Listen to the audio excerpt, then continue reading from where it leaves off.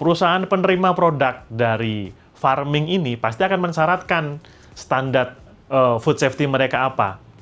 Kalau farmingnya tidak punya standar, ya tidak penerapan mungkin ISO 22000 ini, ya nggak bisa jualan.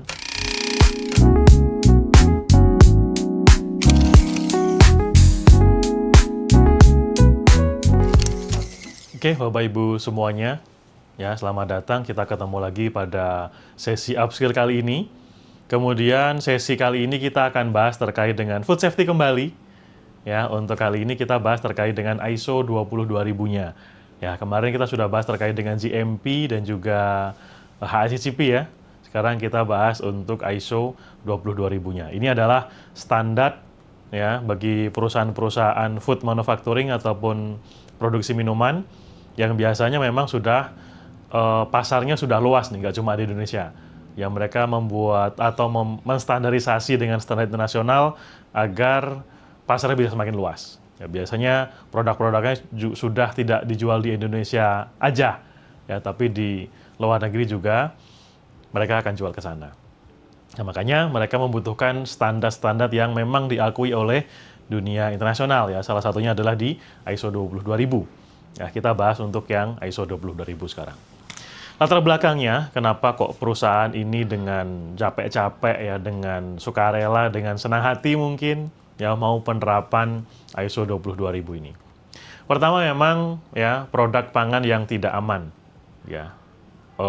Meminimalisir adanya produk-produk pangan yang tidak aman, entah itu kadaluarsa ya sebelum waktunya, entah itu mengandung bahan apa gitu ya yang tidak standar. Kemudian potensinya apa? Gangguan keracunan dan kematian. Ya, kalau produknya tidak aman, ini kan namanya makanan ya, produknya akan masuk ke badan gitu kan, makanan atau minuman, obat mungkin ya.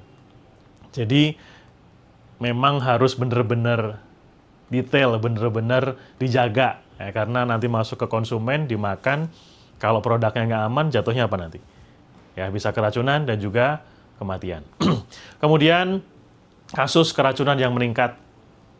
Ya, kandungannya mengandung apa? Misal ya, contoh, mengandung logam berat, umpama.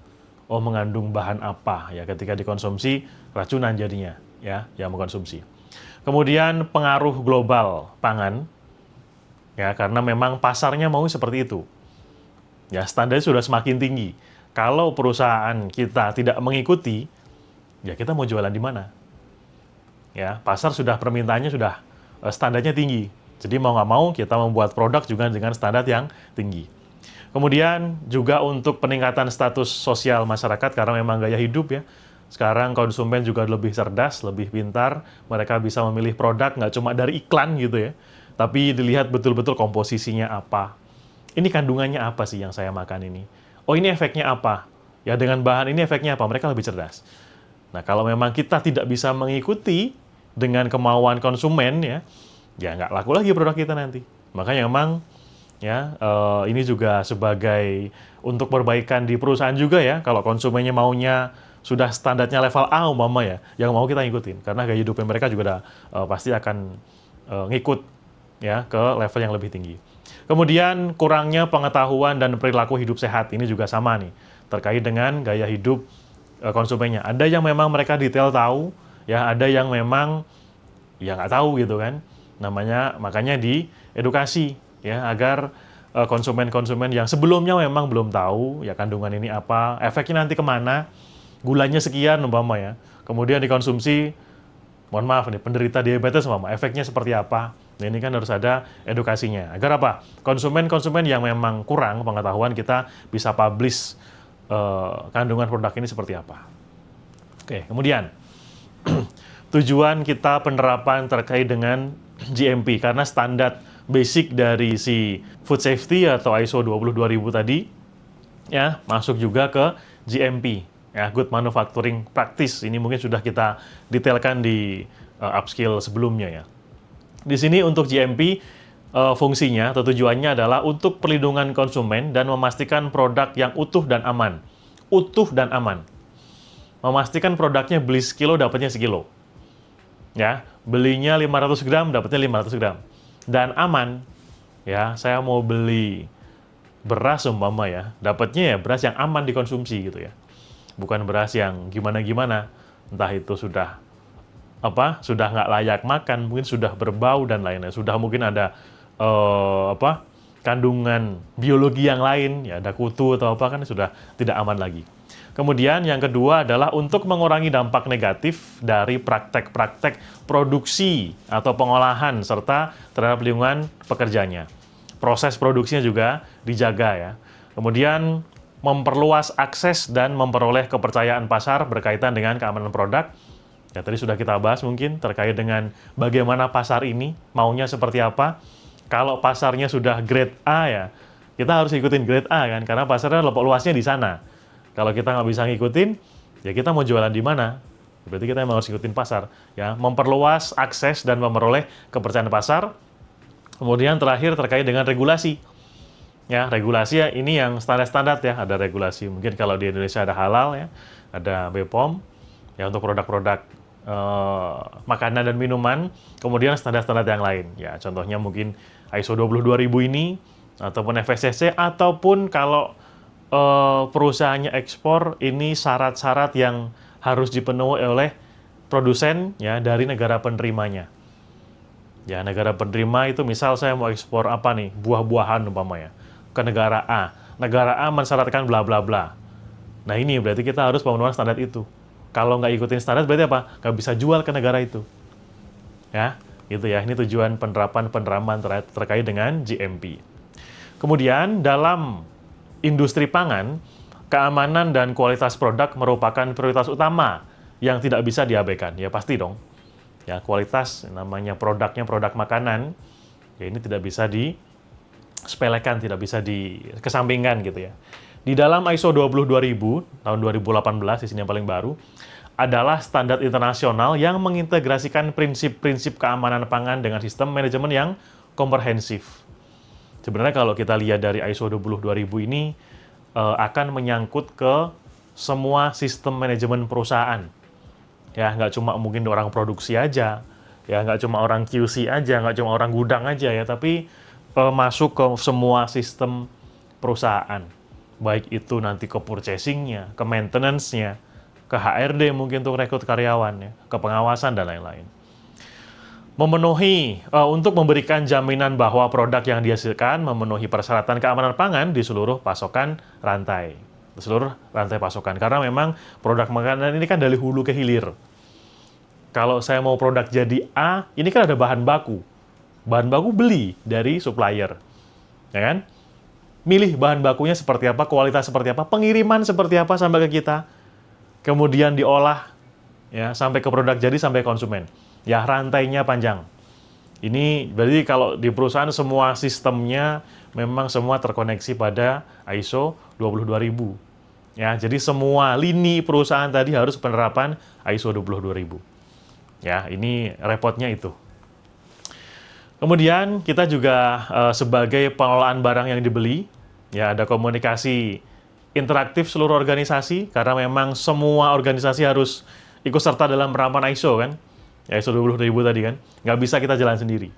Ya butuh komitmen manajemen ini di sini. Karena ya, kalau semua divisi kan ruangannya beda-beda nih, atau skupnya beda-beda, ya harus diikat dalam kebijakan manajemen nanti. Diikat dengan komitmen perusahaan.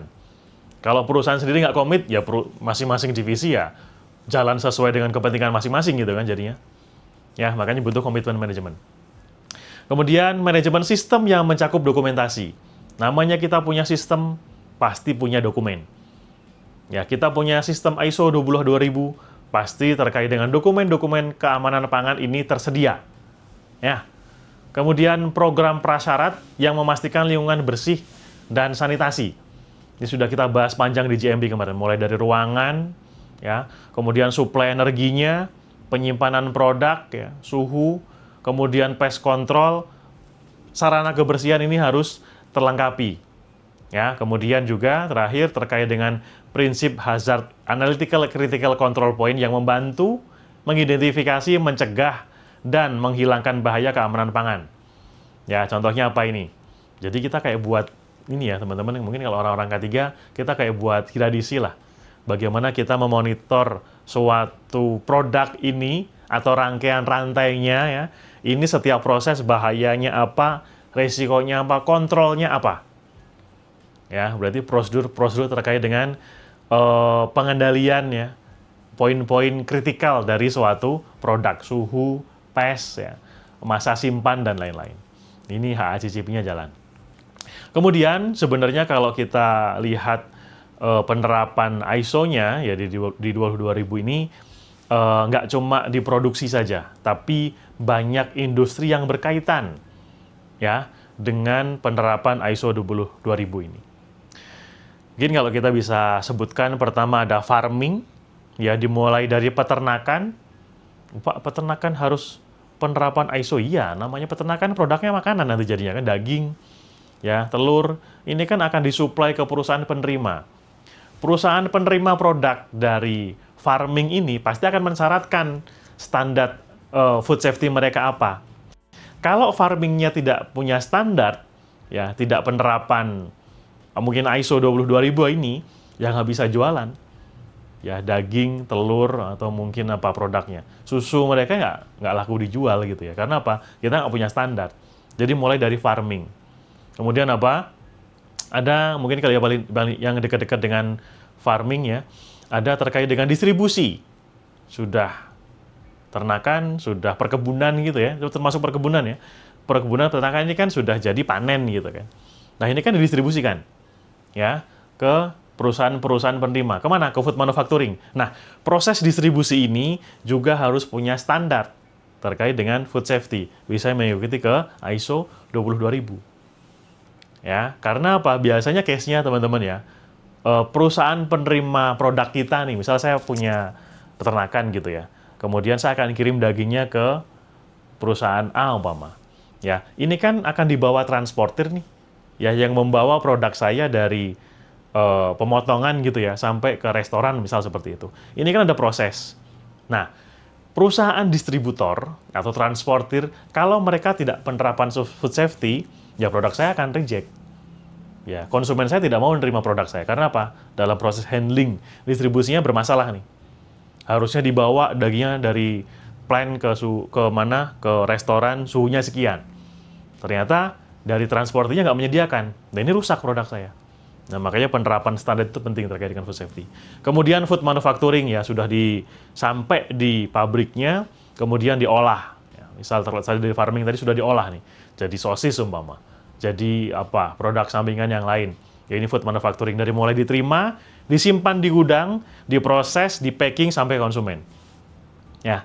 Kemudian perusahaan catering juga sama, ya rule-nya sama. Kemudian ada animal feeds, peternakan ini ya. Peternakan.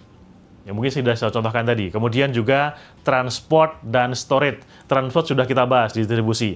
Storage, gudang. Memang ada perusahaan-perusahaan yang menyediakan apa nih? Penyimpanan raw material ya. Ya, raw material mungkin dari tadi ya, mungkin daging, susu, keju, produk-produk makanan gitu kan. Dia harus penerapan food safety-nya. Suhunya sekian untuk produk A, produk B suhunya sekian, skatnya begini-begini, pembersihan seperti ini, kontrol pestnya seperti apa. Ya, memang ini dari semua lini industri yang berkaitan dengan food ya, dari mulai farmingnya, kemudian animal feed-nya, ya, kemudian distribusinya, kemudian sampai ke manufakturnya, ya packing sampai ke konsumen. Semua lini ya ini berkaitan penerapan terkait dengan standar food safety. Ya di sini kita bahas terkait dengan ISO 22000. Kemudian manfaat-manfaat dari perusahaan ketika dia penerapan ISO 22000, ya ini dibagi menjadi beberapa section kalau kita lihat. Yang pertama adalah untuk mengurangi risiko keamanan pangan. Ya kalau sudah bahasa HACCP, ada risiko keamanan pangan. Kan ada beberapa produk yang risikonya tinggi untuk reject. Ya misal mungkin susu, ya dia akan aman di suhu sekian. Ya mungkin ada produk yang lain lagi aman di suhu sekian. Ya mengurangi risiko keamanan pangan. Kalau kita penerapan kan risiko untuk rejectnya, risiko untuk berbahayanya kurang gitu kan. Yang kedua ya untuk mengidentifikasi dan mengendalikan bahaya. Ya sudah tahu nanti kalau produk A ini ya kalau sampai nanti reject kemudian terproduksi nanti efek bahayanya apa. Ini kita bisa identifikasi. Kemudian yang ketiga ada pemenuhan regulasi. Ya, kemudian ada peningkatan efisiensi operasional. Kok bisa Pak nyambung ke efisiensi? Iya, betul. Misal kita punya produk A, masa simpannya 3 hari umpama.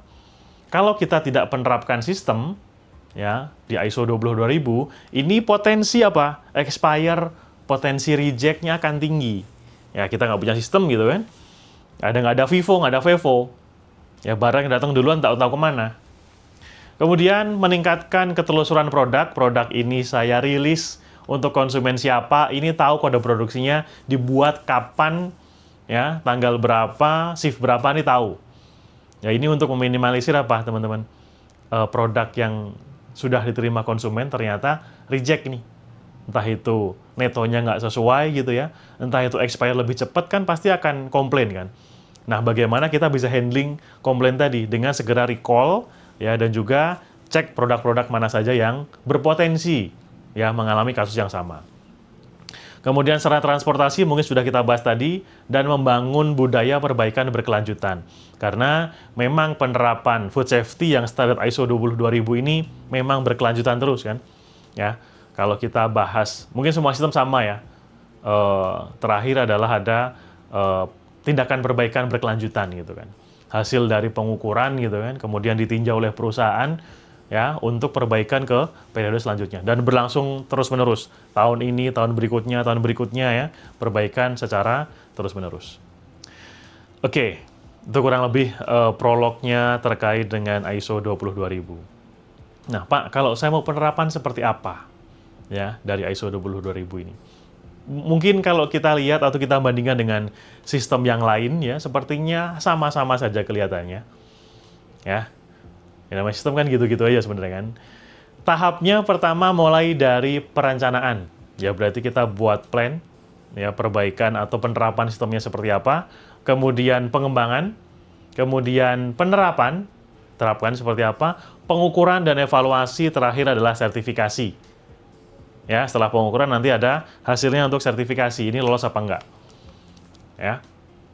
Nah, scope-nya untuk di klausul ISO 22000 ada beberapa scope, nanti kita bahas. Kemudian ada normatif referensi, kemudian ada term and definition, ya, konteks organisasi, leadership, planning, support, operation, performance evaluation, dan juga improvement. Ini poin-poin dari klausul ISO 22000. Ya, mulai dari scope sampai dengan improvement. Ya, banyak yang didetailkan nanti ya, teman-teman ya. Oke, kita bahas pertama scope, mungkin sudah kita bahas tadi. Scope-nya apa saja sih yang bisa penerapan ISO 22000 ini? Ada farming, tadi sudah kita bahas. Manufaktur, ya, distribusi, retail, resto. Kemudian ada tracking mungkin, distribution product, ya, warehousing. Ya, yang berkaitan dengan food tadi, mulai dari tanam ataupun peternakan ya, kemudian di pemotongan, ya, kemudian distribusi produk, penyimpanan produk, warehousing, produksi ya, kemudian sampai ke retail.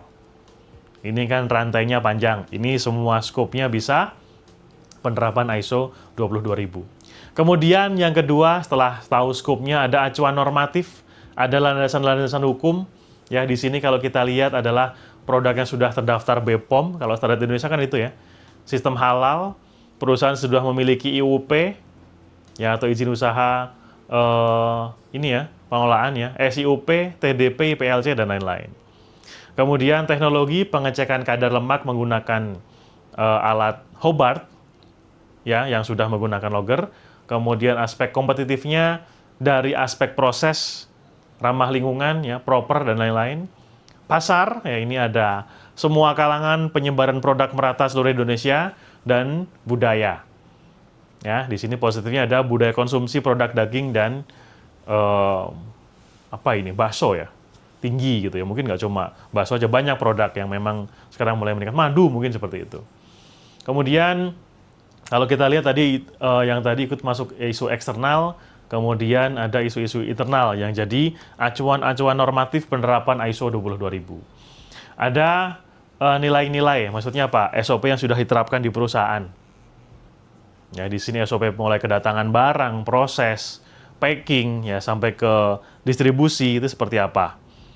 Kemudian pengetahuan, ya aksi positifnya akan menambah pengetahuan dari karyawan ya terkait dengan handling produk, ya nanti pasti akan di training gitu kan.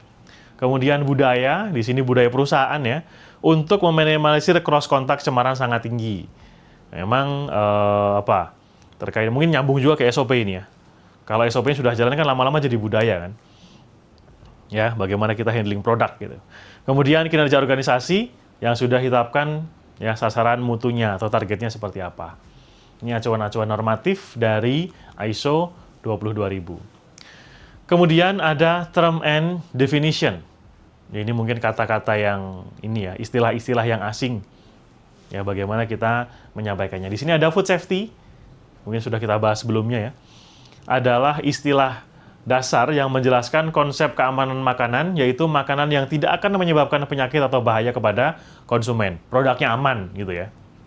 Kemudian sistem manajemen keamanan pangan, ya FSMS. Di sini sistem yang memungkinkan organisasi untuk mengontrol, mengelola, dan meningkatkan keamanan pangan, termasuk nanti di dalamnya ada ISO 22000. Rantai pasokan makanan, tadi sudah kita bahas ya, dari mulai farming sampai dengan ke retail. Seluruh proses produksi, distribusi, pengiriman makanan hingga ke konsumen akhir. Kemudian prinsip-prinsip manajemen ISO, ya prinsip-prinsip umum dalam standar sistem manajemen ISO, karena sama ya teman-teman ya.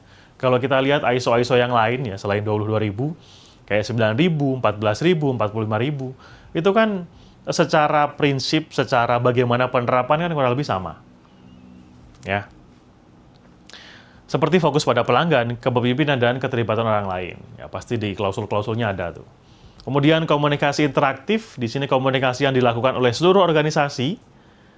Manajemen sistem, di sini manajemen yang mencakup sistem dokumentasi, karena kalau kita punya sistem, pasti punya dokumen. Kemudian juga terkait dengan program-program prasyarat, yaitu program yang memastikan lingkungan yang bersih dan sanitasi. Sudah kita bahas tadi ya, program prasyarat seperti apa, areanya seperti apa, pest control seperti apa, cleaningnya seperti apa. Ya, untuk pengiriman terkait dengan produk seperti apa, penggunaan energinya seperti apa. Di sini masuk ke manajemen prasyarat. Kemudian, konteks of organisasi. Ini skopnya mana aja dalam ISO 22000. Kita lihat konsep konteks of organisasinya ada customer pasti. Ya karena apa? Produk kita yang beli siapa? Customer. Ya, pasti yang kita utamakan adalah customer dulu nih. Mendapatkan produk yang berkualitas dan murah. Ya, kebutuhannya kan itu. Harapannya adalah kepuasan pelanggan, omset yang meningkatin dari sisi perusahaan. Owner yang punya perusahaan, ya kebutuhannya apa? Produknya aman semua, nggak ada komplain, ya tidak ada komplain dari customer. Kemudian manajemen produksi berjalan dengan baik, ya harapannya omsetnya bisa naik terus. Kalau karyawan di sini untuk konteks organisasinya pemenuhan hak karyawan, ya gaji, tunjangan kesehatan, JHT, ya harapannya ada karyawannya sejahtera pastinya. External provider atau apa nih yang beli produk kita atau apa nih sistem pembayaran gitu ya. Di sini kebutuhannya adalah pembayaran cepat, ya harapannya jual beli lancar. Atau ini pemodal mungkin ya. Kalau kita bicara external provider yang memodalin produk nih. Regulatori mendukung program pemerintah untuk memenuhi konsumsi daging, misal seperti itu. Komunitas atau asosiasi adalah kontribusi sosial perusahaan pada masyarakat. Oke, selanjutnya ya pada skop terkait dengan ISO ada leadership. Ya kita mulai dari leadership kepemimpinan. Gini semua sistem sama ya teman-teman ya.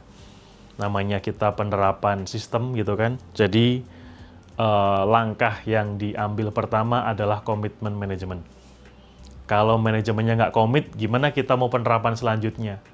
Kalau manajemennya nggak aware terhadap food safety, ya terhadap standar, ya gimana kita mau produk kita berkualitas? Gimana produk kita mau bersaing dengan pasar yang lebih luas gitu ya? Jadi memang komitmen manajemen ini penting. Arah perusahaan, arah standar itu dimulai dari sini dulu. Dari proses leadership kepemimpinan dibuktikan dengan kebijakan keamanan pangan. ya, agar produk ini aman, sesuai regulasi, sesuai harapan pelanggan, komunikasi internal berjalan lancar, peningkatan berkelanjutan, dan sesuai dengan bidang dan kompetensi. Ini kebijakan, ya, komitmen dari manajemen.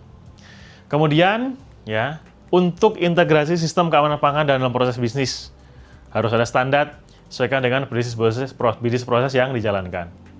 Sumber daya, baik itu manusia, kemudian bangunan ataupun area, mesin dan alat bantu, kemudian juga ada komunikasi efektif sesuai dengan persyaratan. Ya, banyak metode ya kalau komunikasi ya. Nah, ini 1 sama poin 4 ini masuk dalam leadership atau kepemimpinan perusahaan dalam penerapan keamanan pangan. Kemudian selanjutnya ada proses evaluasi. Ya, evaluasi sistem keamanan pangan, ada patrol, ada internal audit ya mungkin, ada program, kontribusi personal, ya keterlibatan semua personel, baik leader ataupun PIC perwakilan masing-masing divisi, peningkatan berkesinambungan, ya dari tahun pertama sampai tahun ke-7 ini peningkatan seperti apa ya harus berjalan. Ya. Kemudian fungsi jabatan manajemen dari semua divisi, mereka tugas dan tanggung jawabnya dalam penerapan food safety ini apa? Ya, orang warehouse punya tanggung jawab penyimpanan produk, handling produk dengan aman. Gitu kan. Orang QC memastikan produknya sesuai dengan standar. Ya, orang packing memastikan packingnya rapi sesuai dengan standar, kan beda-beda nih. Jadi, fungsi jabatan manajemen dari semua divisi.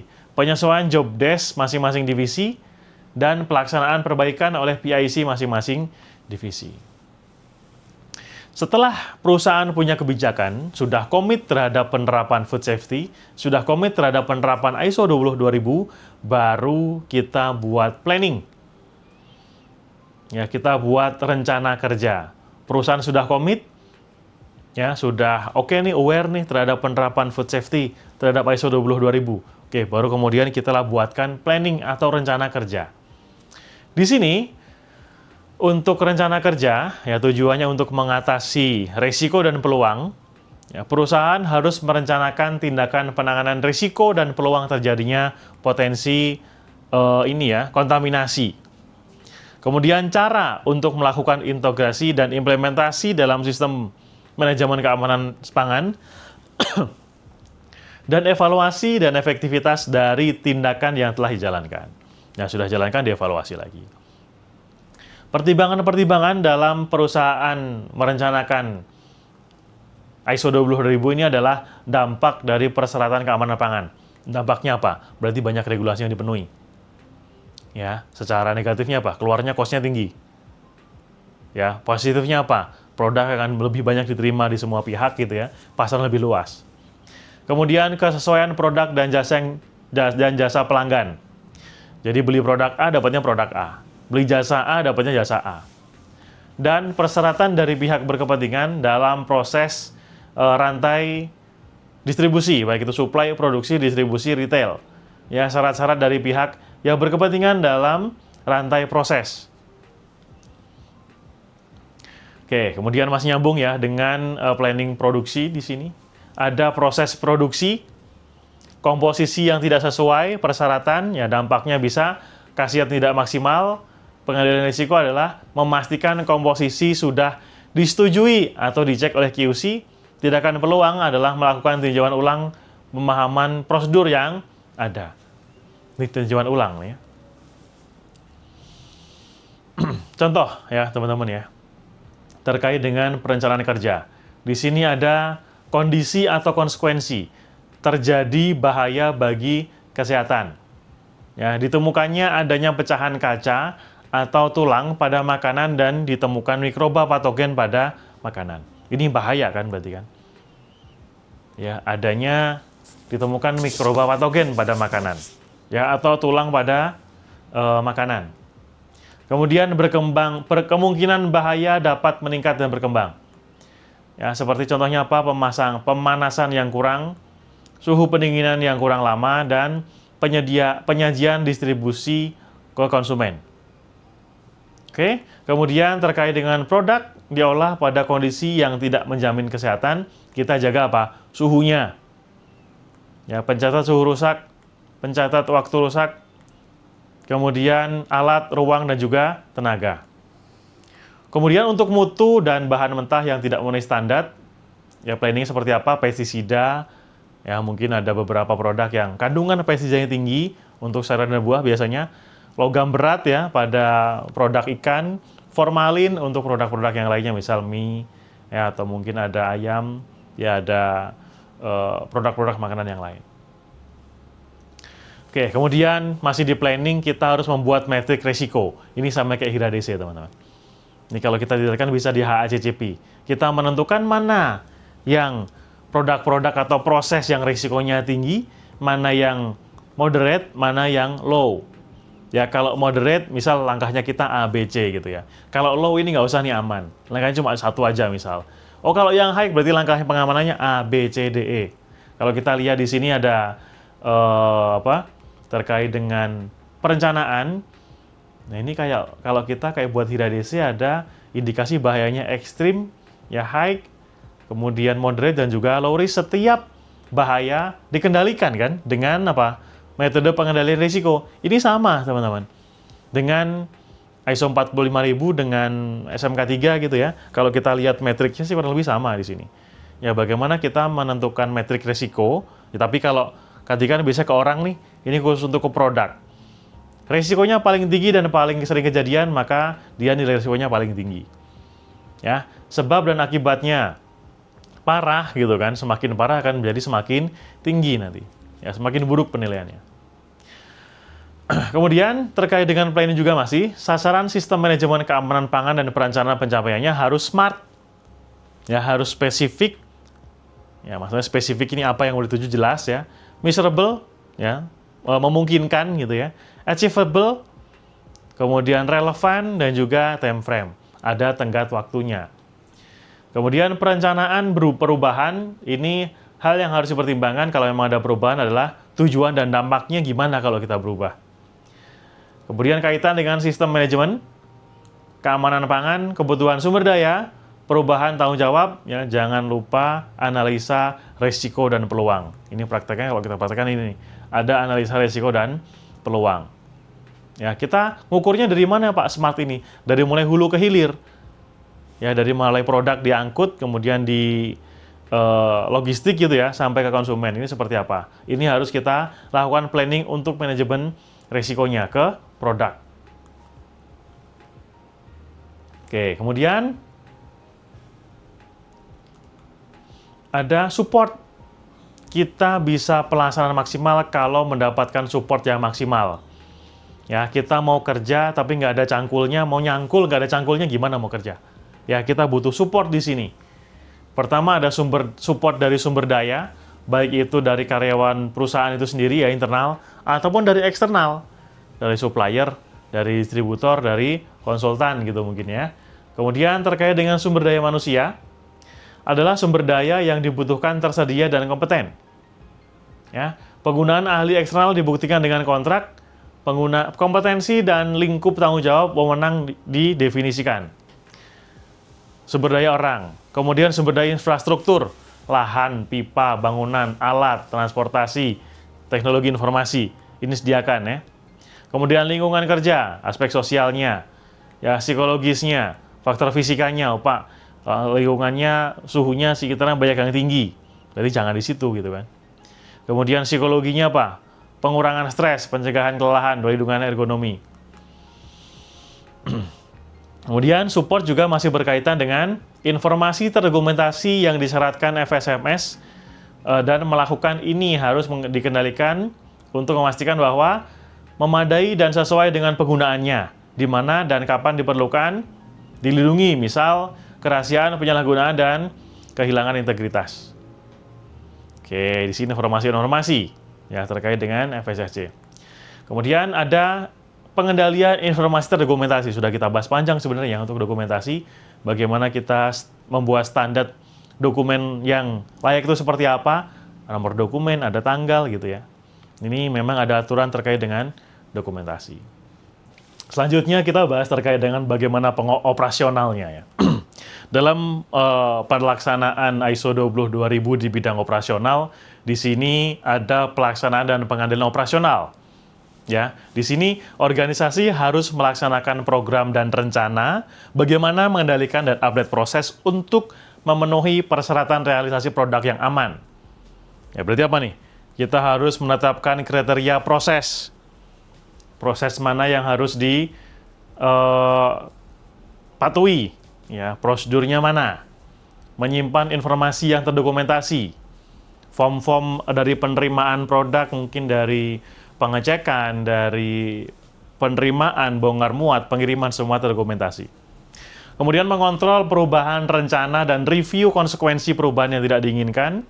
Kalau memang ada perubahan, ya misal pergantian bahan baku, dia nanti konsekuensi seperti apa itu ya. Memastikan temuan diperbaiki dan memastikan produk rilis sesuai dengan regulasi. Ini dari mulai produksi sampai dengan QC ini ya. Kemudian program persyaratan dasar atau PRP ya di sini.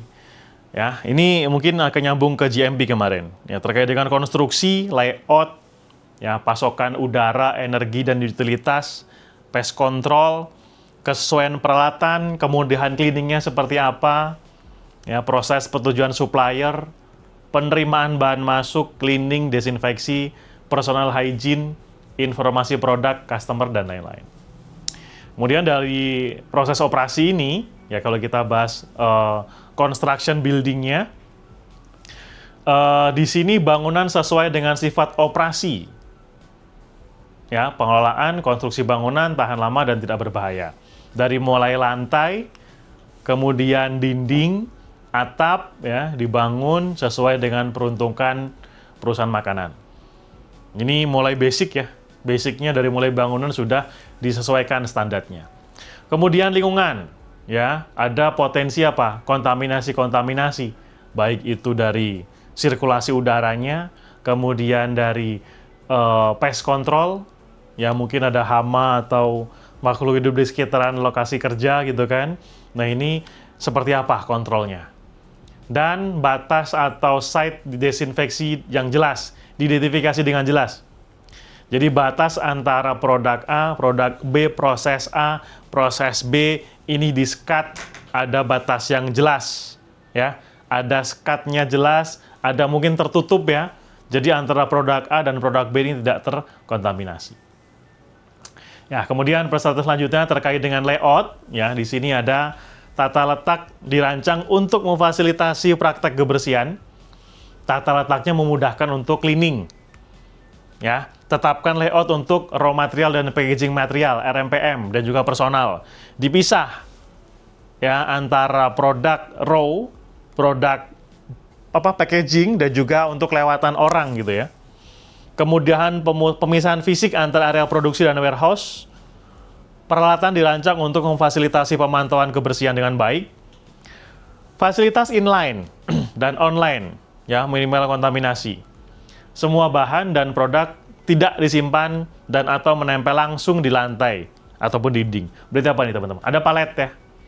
Ada palet, ada tatakan gitu ya. Jadi produk ini dari kardusnya misal ya datang dari supplier, nggak kita di lantai aja. Ya ada paletnya. Area penyimpanan bahan pembersih, area penyimpanan bahan pembersih ini ya apa namanya bahan-bahan untuk mungkin kayak sabun gitu ya. Kemudian chemical-chemical yang untuk pembersihan, bahan kimia dan bahan lainnya terpisah dan aman, terkunci dan terkontrol. Mungkin pestisida juga masuk di sini. Ya, kalau kita produknya makanan ditempatkan dengan botol pestisida umpama seperti itu. Ini kan jadi ya berbahaya bagi produknya kan. Kemudian untuk layout juga pertemuan lantai dan dinding melengkung. Ya, jadi tidak ada siku. Desain lantai mencegah genangan air, jendela pintu terbuka lebar, atap ventilasi diberi screen, ya agar pest tadi tidak gampang masuk. Drainase tertutup dan diberikan penyaring atau filter ya. Drainase tertutup, kenapa tertutup? Karena memang potensinya apa? Pest lagi. Pest bau ya. Kalau ada bau biasanya pestnya akan tertarik ya, mendatangkan pest.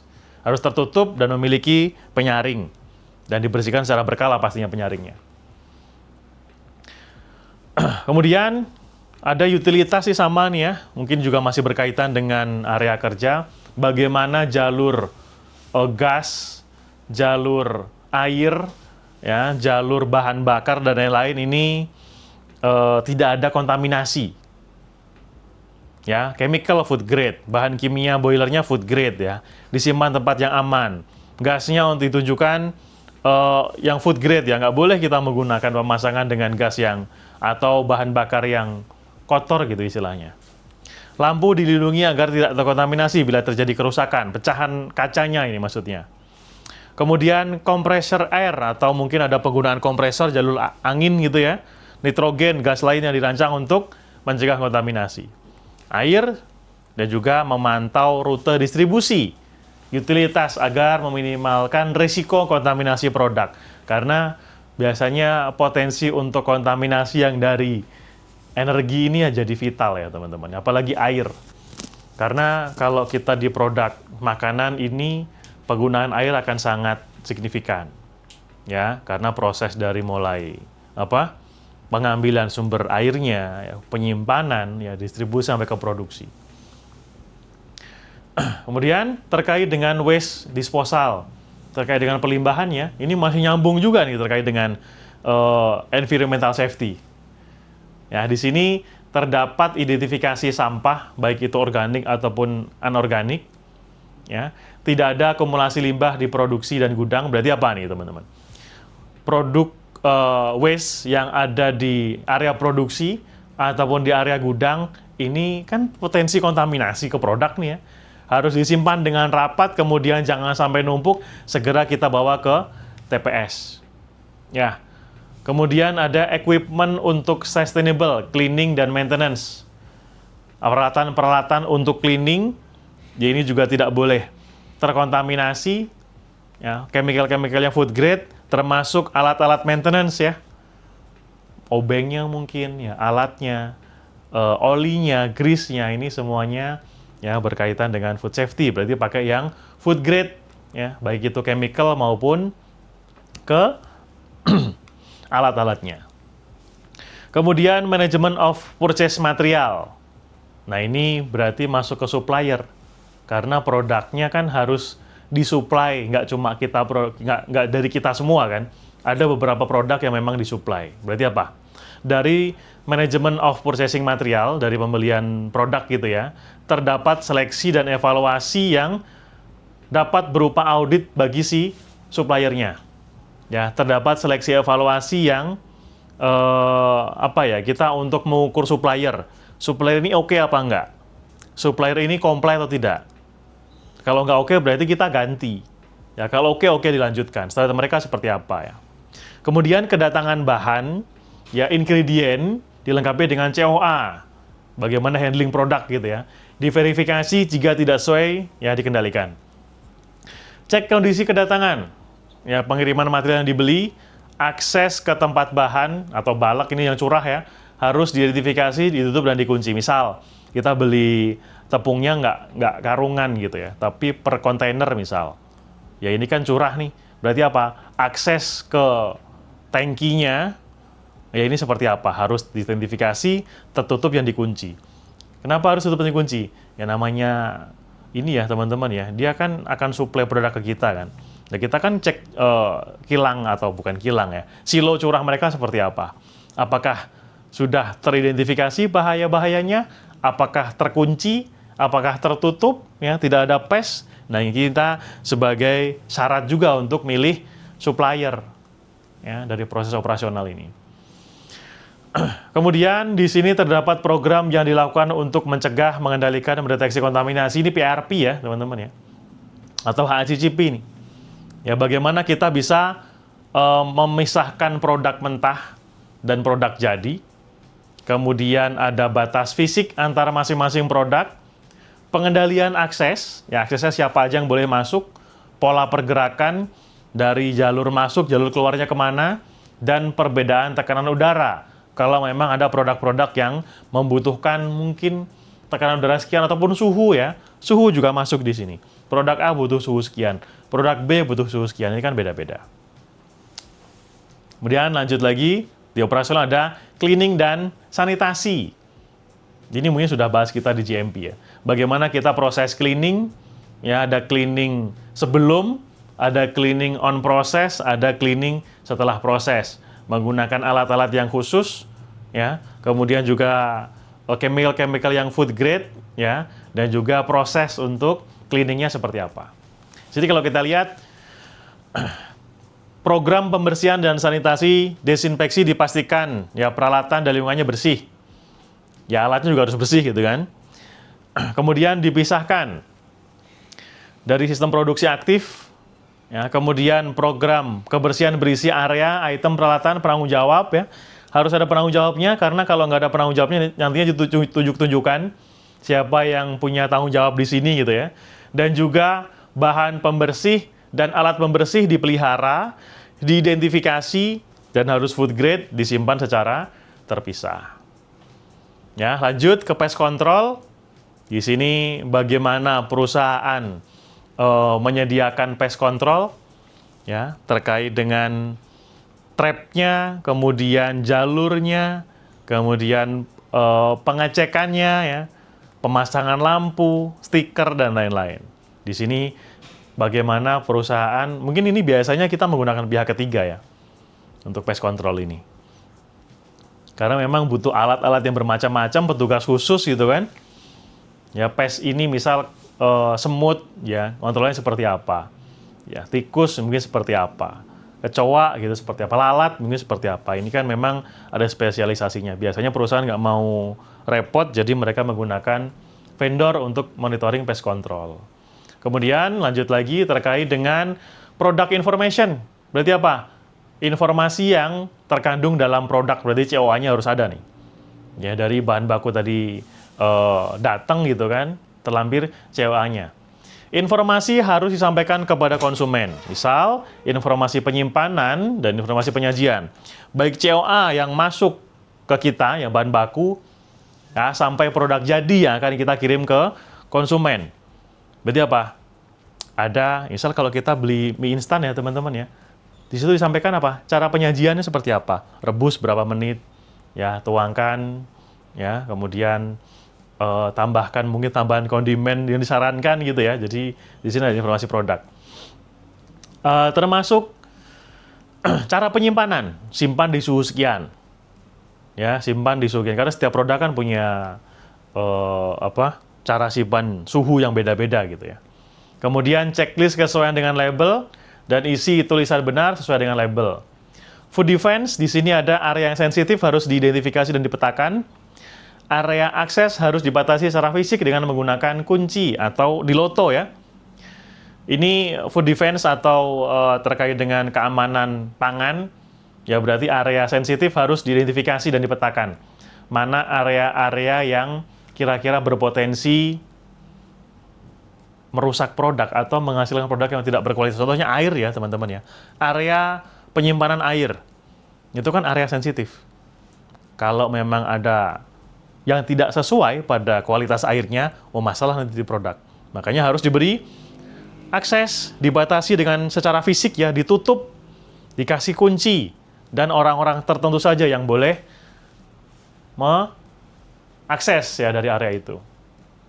Kemudian ya masih di operation ada kesiapan penanggulangan kejadian darurat. Kalau memang ada potensi misal jalur gasnya bocor, ya gasnya kontaminasi ke produk. Kemudian ada bahan kimia yang tumpah misal ya, kontaminasi ke produk. Ini kita punya prosedur kedaruratannya seperti apa.